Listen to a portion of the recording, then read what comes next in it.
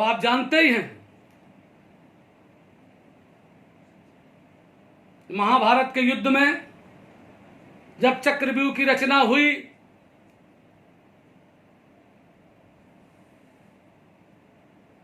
गुरु द्रोणाचार्य ने युधिष्ठिर को बंदी बनाने के लिए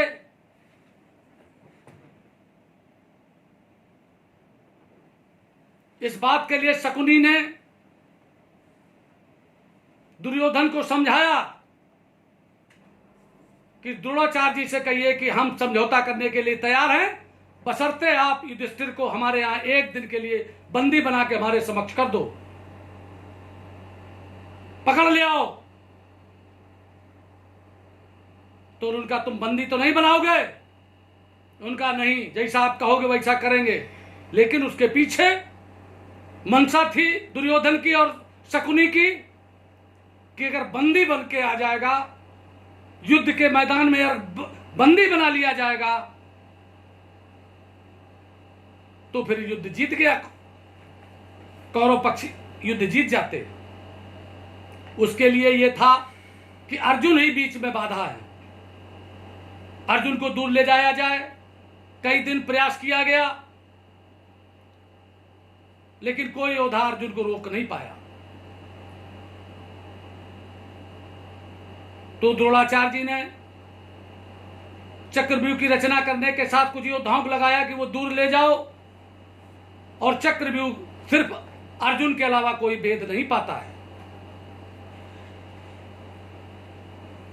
और यही किया गया।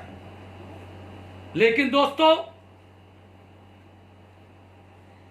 अर्जुन का पुत्र,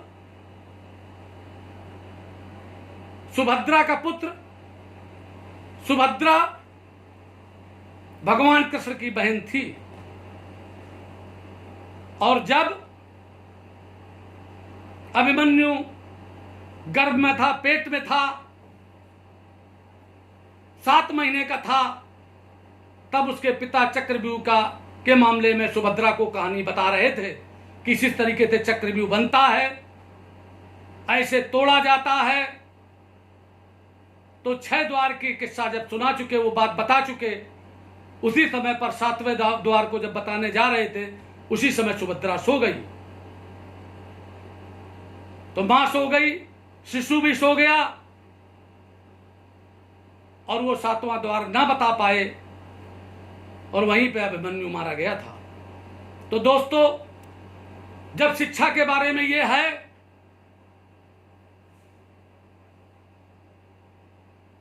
बताने के बारे में ये है, आचार विचार, आहार विहार, यम नियम संयम अगर व्यक्ति के अच्छे होंगे तो उनका पुत्र भी अच्छा होगा।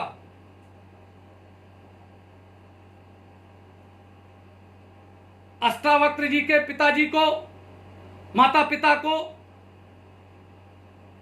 एक किस्सा और है पुत्र के बारे में कि जब उनके पिता को पुत्र प्राप्ति की कामना हुई तो उन्होंने काफी दिन तक उर्वरा भूमि तैयार की। उर्वरा भूमि माने जब आपकी भूमि अच्छी होगी तो आपकी फसल भी अच्छी होगी। तो वो उर्वरा भूमि कैसी थी जो उनके माता पिता ने तैयार की? उन्होंने तपस्या की, यम नियम संयम, आहार विहार, आचार विचार सब अच्छे किए, और उनको, उनकी मां को गर्भधारण हुआ, और जब वो 7 महीने के थे, अष्टावक्र जी पेट में, तो उनके पिताजी कुछ पढ़ा रहे थे। उसी समय उसने पेट से कहा कि गलत। तो अष्टावक्र जी के पिताजी ने श्राप दे दिया कि अभी से मेरी बात काट रहा है, इसे जा खंडित हो जा। तो उनकी मां ने बहुत प्रार्थना की, और प्रार्थना करने के बाद तो उनके पिताजी ने कहा कि ठीक है, ये पैदा तो होगा लेकिन कई जगह से ये टेढ़ा मेढ़ा होगा। जब वो पैदा हुए अष्टावक्र जी, लेकिन दिमाग से टेढ़े मेढ़े नहीं थे। और दोस्तों, राजा जनक के दरबार में बहुत लोग शास्त्रार्थ के लिए जाते थे, और वो जब ब्राह्मण हार जाते थे तो उनको वो कारावास में बंद करा देते थे। तो उनके दरबार में जब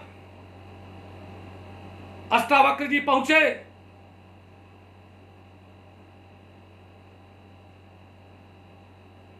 तो वहां जितने भी लोग बैठे थे उन्होंने सबने अष्टावक्र जी को देख करके हंस दिया। जब अष्टावक्र जी ने उस सभा को संबोधित किया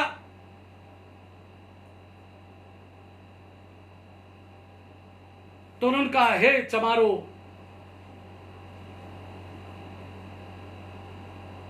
तो लोगों ने उस पर ऐतराज किया। उन्होंने कहा, आपने मेरे चर्म को देख करके ही तो वो किया था, और मैं तो दोस्तों चमार की जब परिभाषा करता हूं तो चा माने चर्म, मां माने मांस, रा माने रक्त। ये तीनों चीजें जिसके अंदर है वो सब चमार हैं, कोई जात चमार नहीं है। और उन्होंने जब व्याख्या की तो राजा जनक ने उनको गुरु मान लिया, और सारे जितने भी कैद में, उनके पिताजी भी कैद में थे, अष्टावक्र जी ने उनकी कैद छुड़ा दी।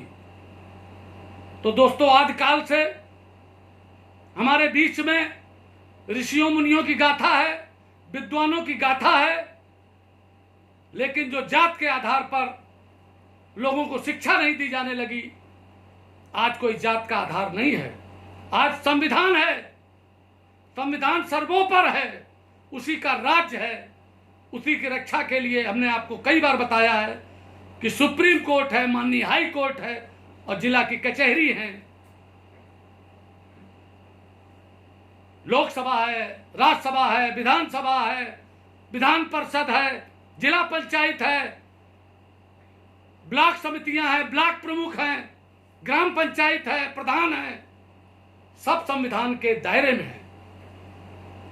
इसलिए मैंने आपसे शुरुआती दौर में कहा कि मैं आपको तजुर्बा बताकर ये चाहता हूं कि आप मुझसे सीख लेने के बाद इस महाभारत के युद्ध में और ये मैराथन दौड़ में आप जीते। ये प्रगति का जो दौर है, आज कोरोना वायरस के समय पर बड़े बड़े मुल्क ढेर हो गए हैं। America, Australia, Spain, France, England के तो प्रधानमंत्री को कोरोना वायरस हो गया। ठीक हुआ है दोस्तों, आपके ऊपर इंग्लैंड ने आप ही पर राज्य नहीं किया। इंग्लैंड के राज्य में सूर्य उदय होता था और अंत में अस्त होता था, इतना बड़ा राज्य था इंग्लैंड का। लेकिन आपके सामने सिर्फ वही 14-15 करोड़ की उनकी आबादी है। क्योंकि लूट का माल कभी रहता नहीं है, ये ध्यान रखना दोस्तों। इंग्लैंड ने भारत को लूटा, इस सोने की चिड़िया को लूटा, पानी के जहाजों में सोना चांदी और सारी चीजें भर करके जाती थी, मालगुजारी का रुपया भरकर जाता था, चांदी का रुपया भरकर जाता था। आज उनके पास कुछ नहीं है क्योंकि उनको कई युद्ध लड़ने पड़े। दोस्तों, मैं 3 बातें आपसे कहना चाहता हूं।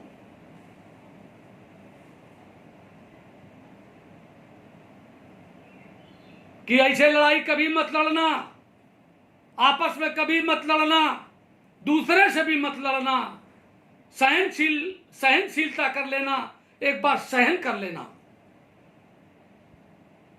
लेकिन स्वाभिमान और सम्मान खो के नहीं, डर के नहीं, महात्मा गांधी के अहिंसा के तरीके से सह लेना। लेकिन आपकी प्रगति में यदि कोई बाधा आ रही हो तो उसको समझ लेना। खास करके परिवार में, खास करके बिरादरी में, खास करके गांव में यदि कोई झगड़ा होता है, क्योंकि झगड़े कराए जाते हैं दोस्तों, प्रगति को रोकने के लिए भाई भाई को लड़ाया जाता है, और कचहरी पहुंच जाता है, थाने पहुंच जाता है, और जितने दिन मुकदमा चलता है टेंशन में रहता है, वो प्रगति की सोच ही नहीं सकता है। तो इसके लिए कंप्रोमाइज कराओ, समझौता कराओ। गांव के प्रबुद्ध वर्ग को मैं कहना चाहता हूं, समाज के प्रबुद्ध वर्ग से कहना चाहता हूं, अय विलेज बैरिस्टरों, अय पुलिस के दलालों,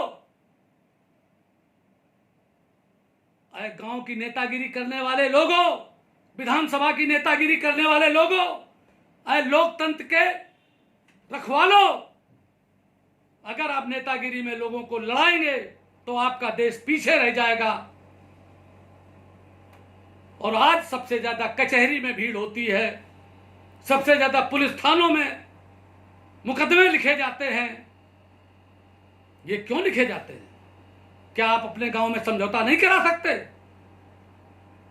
पहले पंचायतें होती थी, सरपंच होता था, आज वो बंद हो गया है।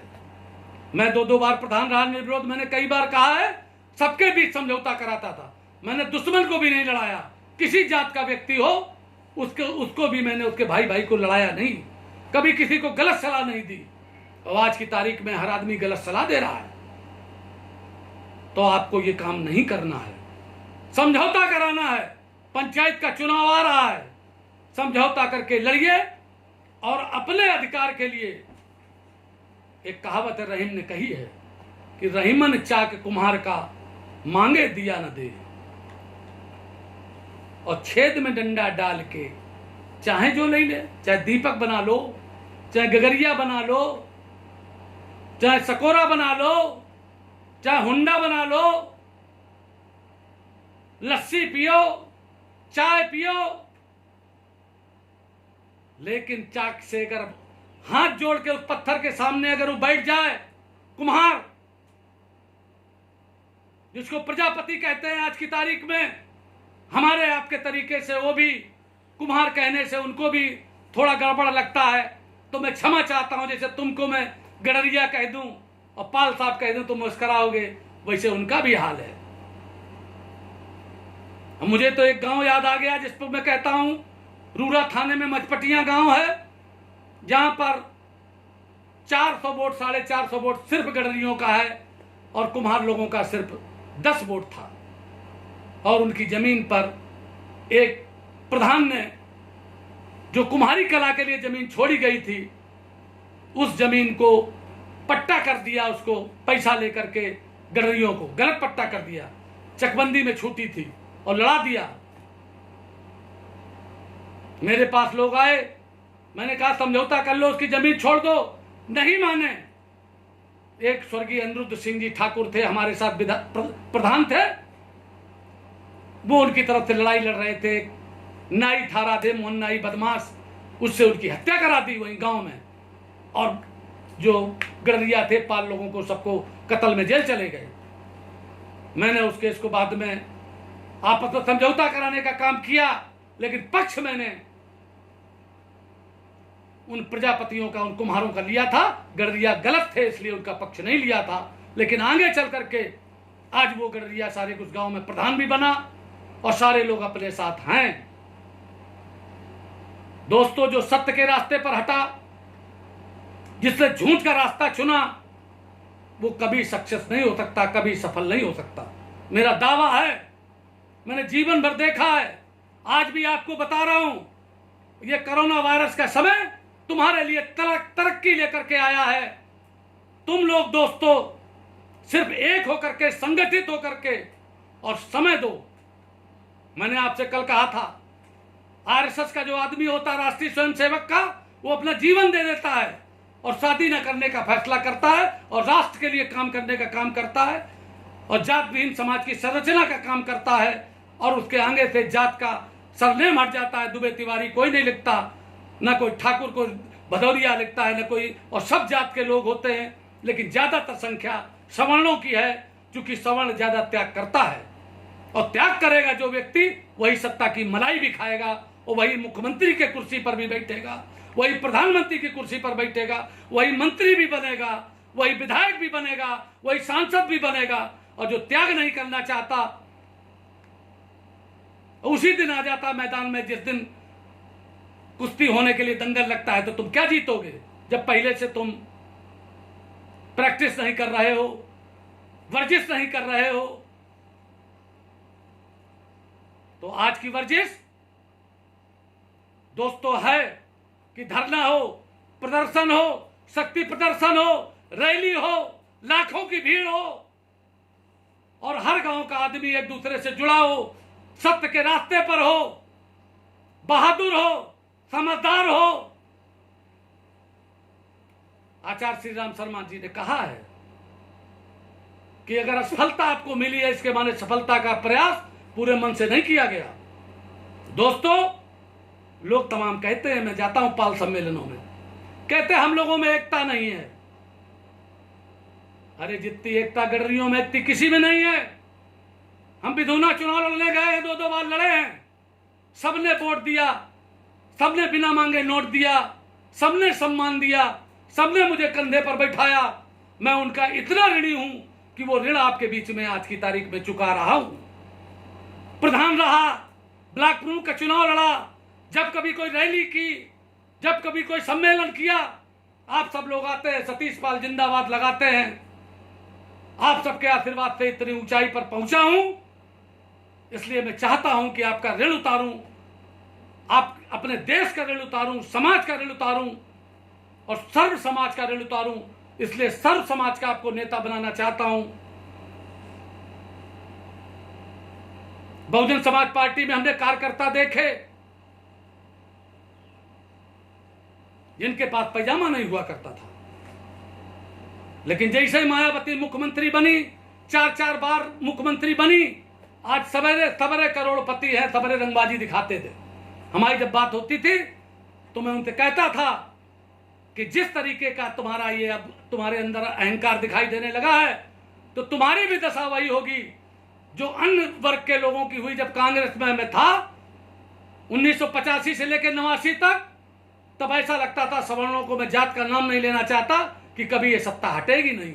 जैसे आज की तारीख में भी भाजपा की सत्ता है तो लोग बाग रंगबाजी दिखा रहे हैं, कहीं बलात्कार करते हैं। अरे दिमाग खराब हो गया तुम्हारा, कहीं मकानों पे कब्जा करते हो। तब तुम कहां चले गए जब उत्तर प्रदेश में मायावती मुख्यमंत्री थी और आज तुम लोगों के ऊपर कब्जा करने लगे हो। कोई सत्ता नहीं रह सकती अगर कोई आदमी किसी के साथ अन्याय करता है। आज भी सतर्क हो जाओ लोगों, सत्ता हरदम वो रहती है जिसमें दूसरों को सुख पहुंचाया जाता। भारत का ये तमाम शास्त्र कहते हैं, महाभारत का युद्ध कहता है, राम रावण का युद्ध कहता है, कंस और कृष्ण का युद्ध कहता है, जीत सत्य की ही हुई और असुर सब मारे गए, राक्षस मारे गए। यहां हिंदुस्तान में जितना भी मुसलमान है सब हमारे बीच का है और आप ही लोगों के बदौलत गया है, छुआछूत के बदौलत गया है, गैर बराबरी के बदौलत गया है। दोस्तों, आप मुझे एक चीज बता दो कि 1000 वर्ष भारत गुलाम रहा है तो किनके बदौलत गुलाम रहा है? ये किसानों के बदौलत गुलाम नहीं रहा, ये मजदूरों के बदौलत गुलाम नहीं रहा। जब तुम्ही मुच्छो वालों, जब तुम्ही ने सबकी रक्षा की जिम्मेदारी ले रखी थी, तुम्ही राजा थे, तुम्ही लंबरदार थे, तुम्ही जमींदार थे, तुम्ही वीर थे और तुम्हारे पास तलवार थी, तो तुम कैसे गुलाम हो गए? अब आज भी रंगबाजी दिखाते हो। दोस्तों, ये बात समझ लो, ये सब फर्जी हैं, इनसे किसी से डरने की जरूरत नहीं है आप सबको। अभी जब मुलायम सिंह की सरकार थी, मुलायम सिंह जब मुख्यमंत्री रहते हैं, जब अखिलेश यादव मुख्यमंत्री रहते हैं, तब वो बलात्कार करने लगते हैं। एक गांव है सौरिक के पास, जगरूप की लड़की थी, रक्षाबंधन के दिन हवेलिया गांव की, उसको लूट लिया और जब उस लड़के ने कह दिया कि हमने तुमको सबको पहचान लिया है, यादव जी आप फला गांव के हो, तो पलट करके उसके ऊपर इतनी मोटरसाइकिल चढ़ाई कि लड़की वहीं खत्म हो गई और दोनों लड़के और वो जो लड़की थी ये कानपुर मेडिकल सेंटर में भर्ती रही। 25-30 लाख रुपया खर्च हुआ बेचारे का। और वहां पर कोई कार्रवाई नहीं हो रही थी, क्षेत्रीय विधायक भी थे, मंत्री भी थे, तब मुझे जाना पड़ा और मैंने उनको जेल भिजवाया और आज वो मुकदमा चल रहा है और वो आदमी उसी के बदौलत डिंपल वहां चुनाव हार गई है। मैं आपको गंभीरता से कह रहा हूं। आज मैं सबको इस बात के लिए आगाह करना चाहता हूं। और नौजवानों, मैंने कल आपसे कहा था कि देश भर में जहां गडरियों की जमीन पर और किसी समाज की जमीन पर अगर कोई कब्जा करे हो गुंडा, तो उस लड़ने के लिए मैंने टीम गठित कर दी है।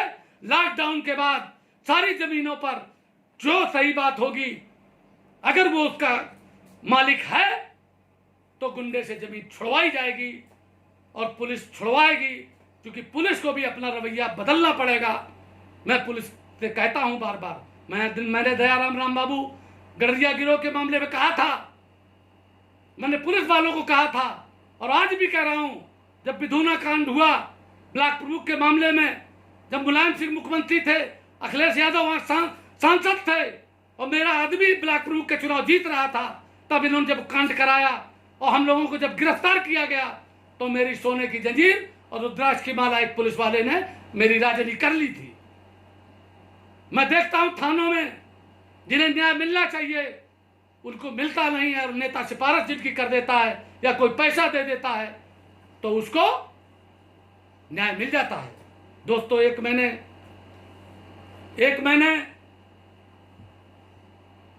सन 85 में 86 में एक रैली कराई थी। उसमें एक एम्बेसडर किराए पर करके ले गया था। उस एम्बेसडर का नंबर था UTT 8202। दोस्तों, एक तिवारी जी थे आनंदेश्वर मंदिर के पास, उनकी एम्बेसडर थी। एक निजाम नाम का आदमी चलाता था, लड़का ड्राइवर था। उसमें एक कैसेट लगा था। उस कैसेट के हमें एक एक बोल आज भी याद है कि उसमें था, एक कव्वाली थी कि दुनिया मेरी तरह है गोल, जग में बाजा ढोल, पैसा बोलता है। दूसरी लाइन सुनिएगा दोस्तों, पंडित मौलवी थानेदार तीनों ये मेरे पक्के यार, पैसा बोलता है।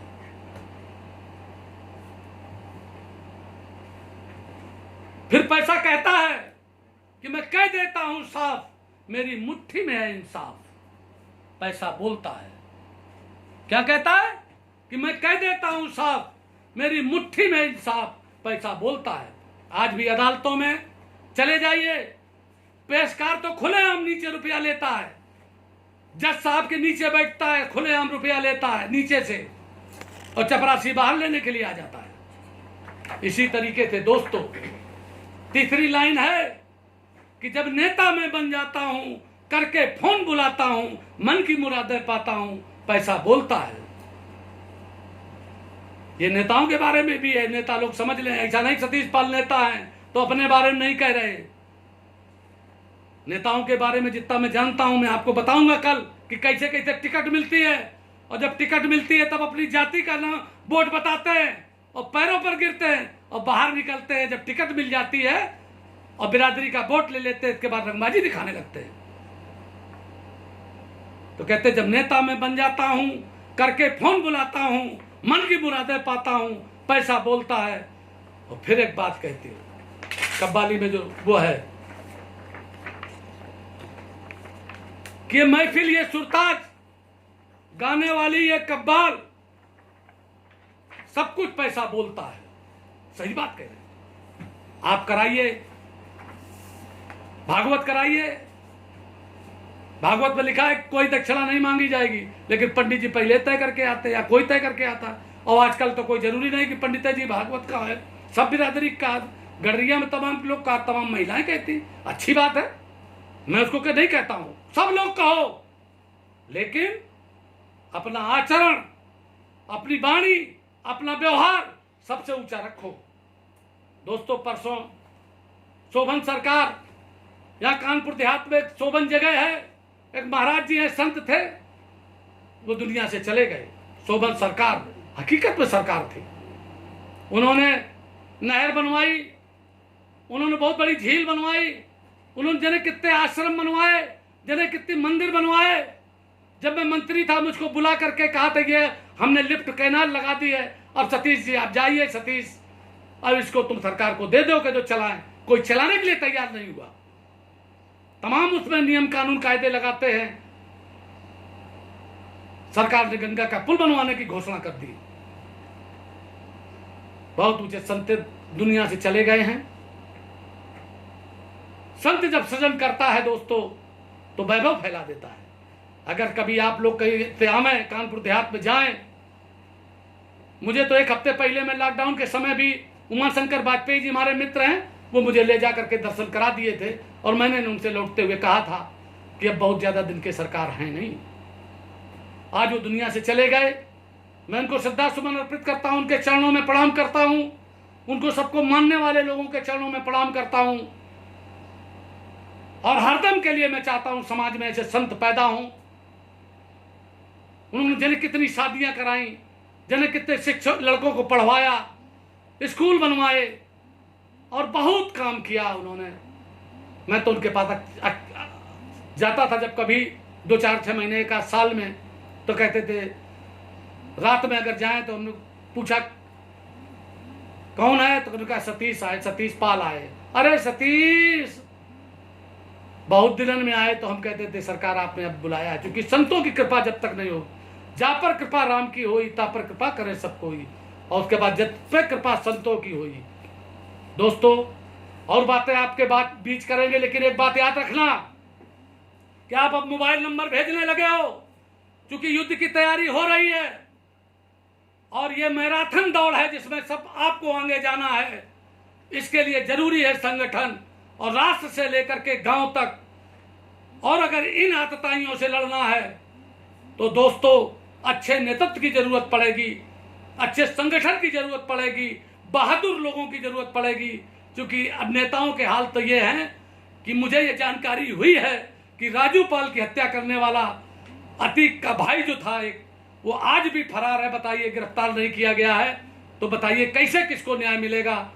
मैं तो दोस्तों आप सबसे कहना चाहता हूं मेरे भाइयों कि अब समझ जाओ, ये कोरोना वायरस जो आया है आपके लिए सौभाग्य लेके आया है। सारी सरकारी योजनाओं के बारे में जानो, और जो नौजवानों सब लोग पहचानो और ब्लॉक जाओ, सरकारी योजनाओं को जानो और जरूरतमंद तक पहुंचाने का काम करो, और पंचायत के चुनाव की तैयारी करो। यही बात कहते हुए अपनी वाणी को विराम देता हूं। जय हिंद, जय भारत, धन्यवाद।